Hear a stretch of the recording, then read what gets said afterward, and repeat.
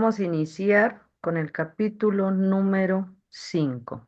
Pensar en grande, ¿vale?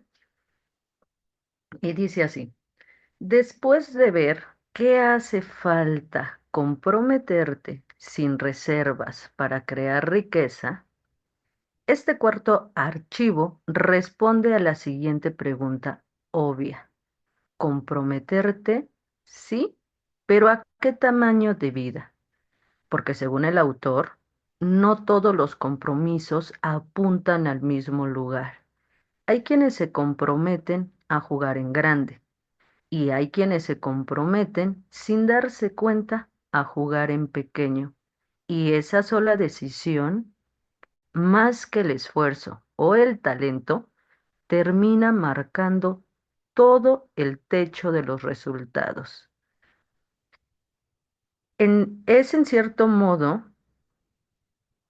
la otra cara de la misma moneda del archivo anterior. Uno decide comprometerse y este archivo pregunta con qué tamaño de visión se sostiene ese compromiso día a día.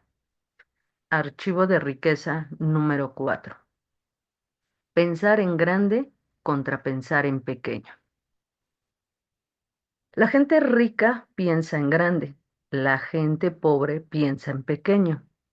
El autor cuenta el caso de alguien que llevaron a uno de sus programas después de pasar en tan solo 3 años de tener un patrimonio de $250,000 a más de 600 millones.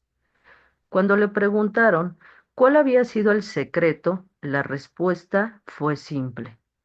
En el momento en que todo empezó a pensar en grande, todo cambió. No cambió de producto, ni de mercado, ni de horario de trabajo. Cambió el tamaño de lo que se permitía imaginar. De ahí se desprende lo que el autor llama la ley de los ingresos. A cada quien se le paga en proporción directa al valor que entrega, según lo que el mercado determine. La palabra clave es valor. Hay 4 factores que lo definen: oferta, demanda, calidad y cantidad. De los 4 dice que él representa el mayor reto para la mayoría de las personas es la calidad. Es decir, ¿a cuánta gente sirves realmente? ¿A cuánta gente afectas con lo que haces?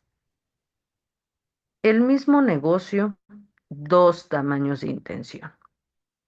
Para ilustrarlo, comparte un ejemplo de su propia vida. Cuando decidió entrar al negocio de tiendas de artículos deportivos, su intención desde el primer día fue llegar a tener un centenar de tiendas funcionando bien, alcanzando a decenas de miles de personas. Una competidora empezó apenas 6 meses después. Tenía una intención completamente distinta. Una sola tienda, bien llevada, y al final ella logró ganarse la vida decentemente. Él se hizo rico. La diferencia, insiste, no estuvo en el esfuerzo ni en el mérito de una u otra. Estuvo en el tamaño de la intención desde el principio. Ninguna de las dos trabajó menos o le importó menos su negocio. Sencillamente había decidido desde el primer día hasta dónde llegaba el mapa. Y lanza la pregunta directa. ¿Cómo quieres jugar tú este juego? ¿En las ligas grandes o en las pequeñas? Tú eliges. Pone otro ejemplo rápido. Del mundo del mercadeo en redes, ¿crees que existe alguna diferencia real de ingresos entre alguien con 10 personas en su equipo y alguien con 10,000? La respuesta dice es obvia. Sin embargo, poca gente se atreve a apuntar hacia el segundo número desde el principio. La mayoría prefiere quedarse en un tamaño que se sienta manejable, aunque ese mismo tamaño manejable sea con el tiempo el techo de sus ingresos. ¿Por qué la mayoría elige jugar pequeño? El autor identifica dos razones principales por qué la mayoría de las personas, casi sin darse cuenta, opta por jugar en pequeño. La primera es el miedo, miedo al fracaso, sí, pero también, y esto sorprende a mucha gente, miedo al éxito. Tener éxito trae visibilidad, trae expectativas, trae la posibilidad muy real de, trae la necesidad muy real de decepcionar a alguien y para muchas personas resulta mucho más cómodo, aunque no lo admitan, quedarse en un tamaño donde nadie espera demasiado.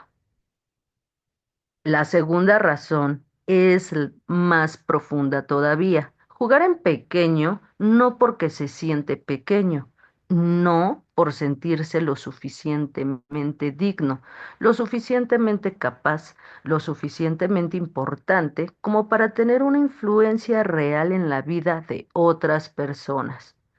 Es una herida silenciosa. Casi nunca se dice en voz alta, pero se nota en las decisiones, en la oferta, mm, en la oferta que nunca se lanza, en el precio que nunca se sube, en la audiencia que nunca se busca ampliar. Porque total, con lo que hay, ya está bien. Y aquí da un giro que vale la pena subrayar. Tu vida, dice, no se trata solamente de ti, importa muchísimo la aportación que haces a la vida de los demás. La mayoría de la gente vive tan atrapada en su propio ego que todo gira alrededor de yo y más yo. Pero ser rico en el sentido más completo de la palabra no puede tratarse únicamente de uno mismo. Tiene que implicar necesariamente sumar valor a la vida de otras personas. Tus talentos no son tuyos. Cada persona, dice el autor, llega a este mundo con talentos naturales, cosas que simplemente se le dan bien, sin mucho esfuerzo. Cita la idea de un reconocido inventor y filósofo de que el propósito de nuestra vida es sumar valor a la gente de esta generación y las siguientes, y añade algo respaldado. Según él, por la investigación, las personas más felices son las que usan sus talentos naturales al máximo, parte de tu misión de vida. Entonces, es compartir con esos dones con la mayor cantidad de gente posible. Y eso exactamente es lo que significa jugar en grande. También trae la definición de empresario que usan en sus programas. A alguien que resuelve problemas a la gente y obtiene una ganancia por hacerlo. Un empresario en el fondo no es más que un solucionador de problemas. Y entonces, pregunta, ¿preferirías resolver problemas a más personas o a menos? Si tu respuesta es a más, eso significa que necesitas empezar a pensar en grande y decidirte a ayudar a cantidades enormes de personas, miles, incluso millones. Y aquí aparece la consecuencia central del archivo. Cuanta más gente ayudes, más rico te vuelves a nivel mental, emocional, espiritual y por supuesto también económico. Vale la pena notar que esta idea no depende del tamaño del negocio ni el rubro. Aplica igual para quien vende un producto, para quien da una consultoría uno a uno y para quien construye una comunidad como esta. La pregunta de pronto es siempre la misma. Con la capacidad que ya tienes hoy, ¿a cuánta gente estás decidiendo, consciente o inconscientemente, dejar fuera del alcance? Tu misión y la pregunta que la sostiene. El autor sostiene que cada, el autor sostiene que cada persona en este planeta tiene una misión propia y que el simple hecho de estar viva ya es prueba de esa razón, que esa razón existe. Recuerda una idea que aparece en la literatura sobre propósito de vida. Uno sabe que ha completado su misión cuando sencillamente ya no está aquí para contarlo. Mientras sigues respirando, tu trabajo sigue en curso. Lo que observa una y otra vez es que hay demasiada gente sin cumplir ese cometido, jugando a un nivel muy por debajo de su potencial, dejando que sea el ego, basado en el miedo, o quien tome las decisiones. El resultado, dice sin rodeos, es que somos demasiados los que no vivimos a la altura de nuestro pleno potencial, ni personal, ni en lo que aportamos a los demás. Poner ejemplo de alguien que invierte en propiedades para rentarlas.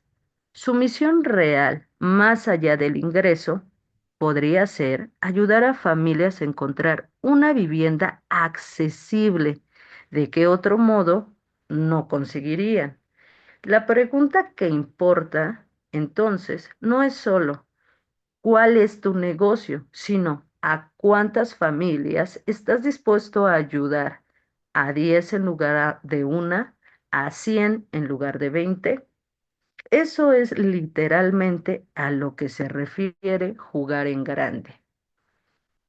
Cierra esta idea retomando con sus propias palabras un pensamiento citado en círculos de desarrollo personal, que jugar en pequeño no le sirve a nadie, que ancharse para que otros se sientan más cómodos no tiene nada de noble. Y el mundo no necesita más personas escondiéndose, necesita más personas dispuestas a compartir lo que traen, en lugar de guardarlo. Al final, los pensamientos pequeños y las acciones pequeñas llevan tanto a la ruina como a la insatisfacción. Los pensamientos grandes y las acciones grandes llevan tanto al dinero como al sentido. Tú eliges la decisión y las acciones de este archivo. La declaración de este archivo. Con la mano en el corazón dice, pienso en grande y elijo ayudar a miles de personas. Con tu mano en la cabeza, tengo una mente millonaria. Las acciones propuestas son dos y ambas están pensadas para pasar de la idea a, a algo escrito a algo concreto.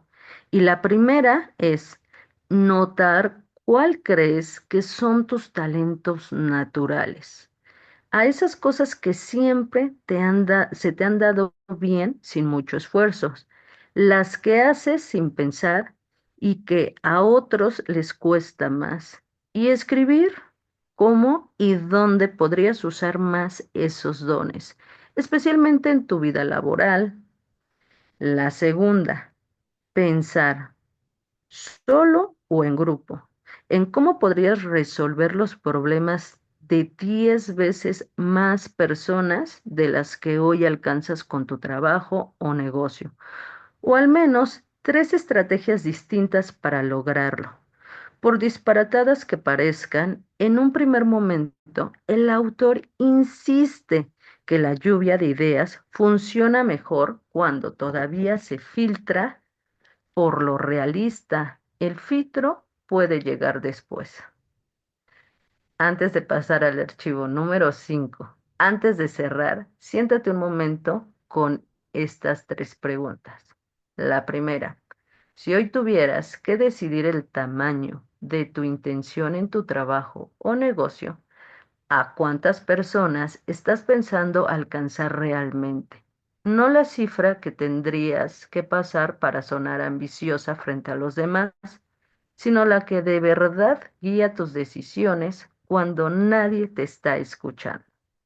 La segunda, de las dos razones que menciona el autor para jugar en pequeño, el miedo al fracaso o sentirse poco digno, ¿cuál reconoces más en ti, aunque sea una versión suave? A veces no se presenta como miedo evidente, sino como prefiero ir con calma o no quiero crecer demasiado rápido.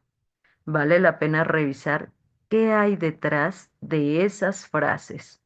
Y la tercera, si mañana decidieras servir a 10 veces más personas de las que sirves hoy, ¿qué tendría que cambiar primero? No en el mercado, sino en tu forma de pensar.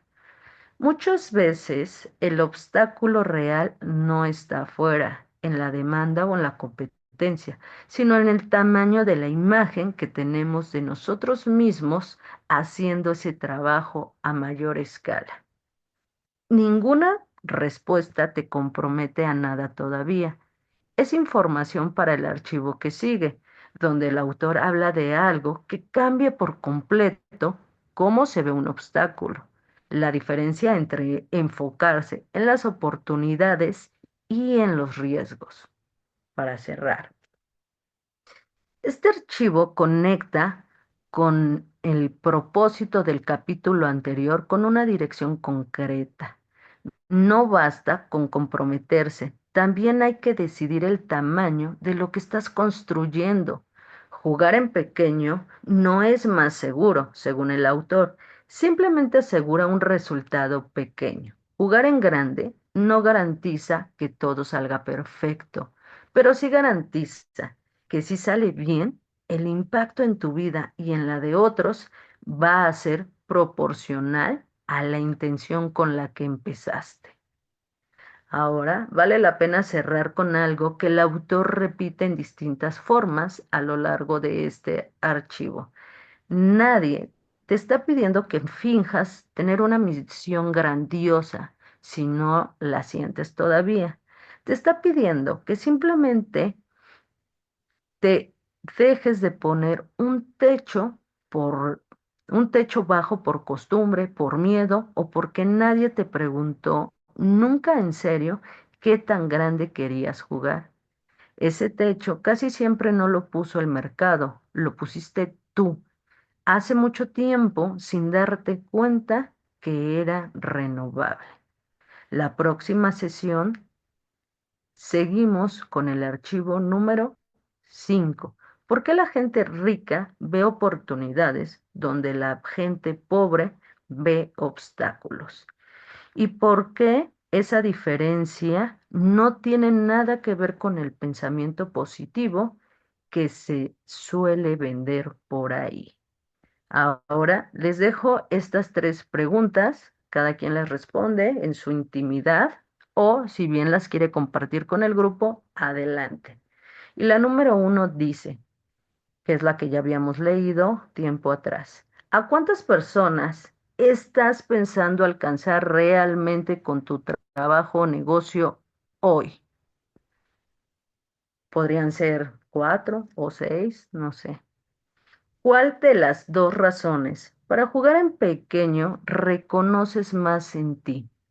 Quizás el miedo al fracaso o sentirte un poco digna.